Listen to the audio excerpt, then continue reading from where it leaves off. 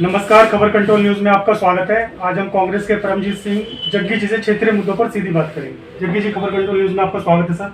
सबसे पहले जान लेंगे, लगातार इतनी महंगाई बढ़ती जा रही है, इस पर आप क्या कहना चाहोगे? ये सिर्फ महंगाई नहीं बढ़ती जा रही, अत्याचार हो रहा है। और अत्याचार किसके साथ हो रहा है? सिर्फ दिल्ली की जनता के साथ नहीं, पूरे हिंदुस्तान में अत्याचार हो रहा है। महंगाई होना that is a separate thing, ये अत्याचार होना इज सेपरेट थिंग। खाने वाली चीजों पे देखिए, पेट्रोल पे, डीजल पे और ऐसी चीजें जो लग्जरी चीजें थी उन पर टैक्स बढ़ता था तो कोई बात नहीं, लेकिन अब खाने वाली हर चीज के ऊपर भी मक्खन, दूध, दही, ऐसी तमाम चीजें जो रोजमर्रा की जिंदगी में इंसान को अपने पेट भरने के लिए या अपने स्वास्थ्य को ठीक कर रखने के लिए जो खानी होती हैं या चाहिए होती हैं, वो उसके ऊपर भी ऐसा अत्याचार हो रहा है और पूरा जुल्म हो रहा है। तो जग्गी जी, आपसे जान लेंगे, जो सरकार चला रही है, मोदी जी चला रहे हैं कि उद्योगपति चला रहे हैं सरकार को? मोदी जी कहते कवाते बोलचाल के लिए बहुत बढ़िया आदमी है। पब्लिक में उनकी इमेज जेडी है, वो बोलने के लिए स्पीकर के तौर पे तो बढ़िया है, लेकिन चला ये सारे जो उद्योगपति हैं उनके कहने पे ही चल रही है। तो शुक्र करो कि हमें जो अगर ये राशन जो है, अगर ये सारा अगर किसान आंदोलन ना करते तो आज महंगाई, अब ये जो आटा 30 रुपए या 40 रुपए में 35 रुपए किलो मिल रहा है, ये 60 रुपए किलो आटा हो जाता, क्योंकि सारे अडानी अंबानी ने ही सारे ठेके लिए थे और सारा ही उनके हाथ में जा रहा था। और उनके हाथ में जाते ही लोग तराई मच जाती, खाने के सामान में भी तराई मच जाती। मोदी जी तो खाने वाले सामान पे भी नहीं छोड़ रहे, उस पर भी जीएसटी भी ले रहे हैं, टैक्स भी ले रहे हैं, तमाम प्रक्रियाओं के साथ करके महंगाई और पर और दिन पर दिन रात दिन बढ़ती जा रही है। 24 में बदलाव की आवश्यकता है। बिल्कुल, अगर नहीं हुआ तो जनता इनको दो देगी। जनता का आक्रोश जो है इनको दो देगा। जनता का आक्रोश महंगाई को लेकर, बेरोजगारी को लेकर, कारोबार को लेकर, जीएसटी को लेकर इतना ज्यादा भयंकर रूप ले चुका है कि लोग आक्रोश में हैं। तो सर, मान लीजिए अक्टूबर में अगर नगर निगम चुनाव होते हैं तो कांग्रेस कितनी सीट लाने में सक्षम रहेगी सर? देखो सर, अगर अब जो हमारे राहुल गांधी जी इस टाइम इतनी मेहनत कर रहे हैं और कन्याकुमारी से लेकर तिरुवनंतपुरम तक पहुंचे हुए हैं, आज भारत जोड़ो जो आंदोलन है उसमें चले हुए हैं और इतनी मेहनत कर रहे हैं, वो हमारे कांग्रेसियों के लिए कर रहे हैं, जनता के लिए कर रहे हैं। और सबसे बड़ी बात, सबसे अहम बात ये है कि जो जनता की जो है जगह पे, कितनी जगह पे लोगों ने इतना ज्यादा आक्रोश पैदा कर दिया कि भाई राहुल जी तुम संघर्ष करो, हम तुम्हारे साथ हैं। ये नारा जनता दे रही थी, कांग्रेसी नहीं दे रहे थे, जनता दे रही थी। कि जनता ये कह रही थी कि भाई ये महंगाई से हम बड़े ग्रस्त हैं और हमें इस महंगाई से छुटकारा डालो। और अगर महंगाई से या गरीबों की देख रेख में कोई है तो वो कांग्रेस पार्टी। जो सर 70 साल में महंगाई जितनी बढ़ी वो 7 साल में बढ़ गई। उस महंगाई का तो मैं कहता हूँ हिस्ट्री शीटर बन गया है। ये जो मोदी जी हैं ये महंगाई के हिस्ट्री शीटर हैं, जिन्होंने रिकॉर्ड कायम कर दिया है कि महंगाई तो कमर तोड़ है ही है। और इनका नाम जो है महंगाई बाबू के नाम से होना चाहिए, ना कि मोदी साहब से होना चाहिए। तो सर, लगता है श्रीलंका जैसी स्थिति हो जाएगी भारत की? इतनी भूखमरी हो जाएगी, इतनी ज्यादा क्राइम बढ़ रहा है दिल्ली में, इतना क्राइम बढ़ रहा है। मुझे बाकी प्रांतों का भी सुनने में आता है, लेकिन दिल्ली में इतना क्राइम बढ़ रहा है सर कि बिल्कुल जो लोग हैं बेरोजगारी के मुद्दे से बिल्कुल परेशान है, बहुत ज्यादा परेशान है। मैं ये दिल से कह रहा हूँ आपको। और ये जो जनता की त्राही है, जो जनता की आवाज है, वो आप अपने चैनल के माध्यम से उठाइए और जनता तक पहुंचाइए कि कांग्रेस आपके साथ है। और आने वाले जो आपने एमसीडी के चुनाव के बारे में पूछा, तो वो एमसीडी के चुनाव जो है वो एक मोहल्ला कमेटी के चुनाव होते हैं, जिसमें लोगों की जरूरतों को ध्यान में रखते हुए, उनकी मुश्किलों को ध्यान में रखते हुए, सफाई के मामले में और हर तरह की प्रॉब्लम को दूर करने के लिए ये चुनाव होते हैं। उन चुनावों में कांग्रेस बहुत बड़ी जीत हासिल करेगी। लेकिन सर, जो आपका वोट बैंक है वो आज भी आम आदमी पार्टी में ही कन्वर्ट है, उसे किस तरह वापस लाएंगे आप? जब आदमी का क्राइम इतना बढ़ता जा रहा है, उनका भ्रष्टाचार इतना बढ़ता जा रहा है, उनके भ्रष्टाचार के बारे में तो किताबें लिखी जाएं तो वो भी पूरी हो जाएंगी। और किताबें लिखने के बाद भी जगह कम पड़ जाएगी, इतना भ्रष्टाचार हो रहा है।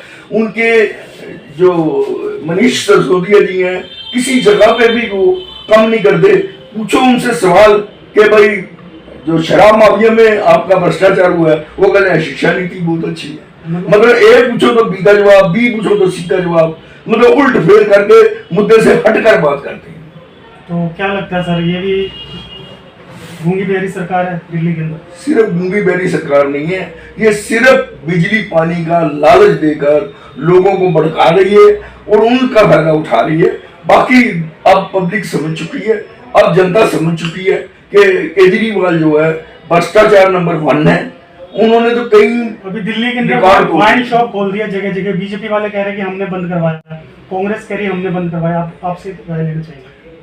ये किसी ने नहीं कराया, उनके भ्रष्टाचार ने बंद कराई है।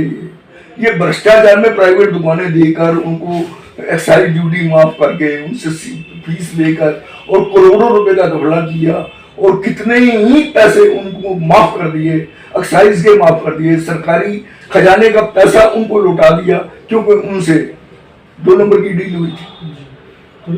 और उम्र भी कम कर दी सर, 15-18 साल के बच्चे शराब ले रहे हैं। शराब ले रहे हैं, लेकिन शराब की जो रुकावट करनी चाहिए थी वो कांग्रेस ने करी थी, लेकिन इन्होंने करी, लेकिन बीजेपी ने उसके ऊपर कोई विरोध नहीं किया। जब उम्र घटाकर ठेके पे जाने की जो उम्र है वो पहले 25 साल थी, जो घटाकर इन्होंने बाद में 22 साल कर दी, अब 20 साल कर दी। 20 साल के बच्चे भी ले सकते हैं। लेकिन ये बात बिल्कुल गलत है। 25 साल वाली उम्र जो है बिल्कुल ठीक थी, क्योंकि 25 साल वाला बंदा जो है डर सकता है और ये नशे पत्ते जो है ये बच्चों के लायक नहीं है। पढ़ने की उम्र होती है, नाजुक शरीर होता है, उसमें गलत इमेशन, गलत प्रभाव पड़ता है शरीर। अंत में कुछ मैसेज देना चाहेंगे जनता को सर? आप जनता को यही मैसेज देंगे, हम हाथ जोड़कर विनती करते हैं, आप ही की कांग्रेस है, आपकी ही बनाई कांग्रेस है, गरीबों की बनाई हुई पार्टी है और किसानों की बनाई हुई पार्टी है।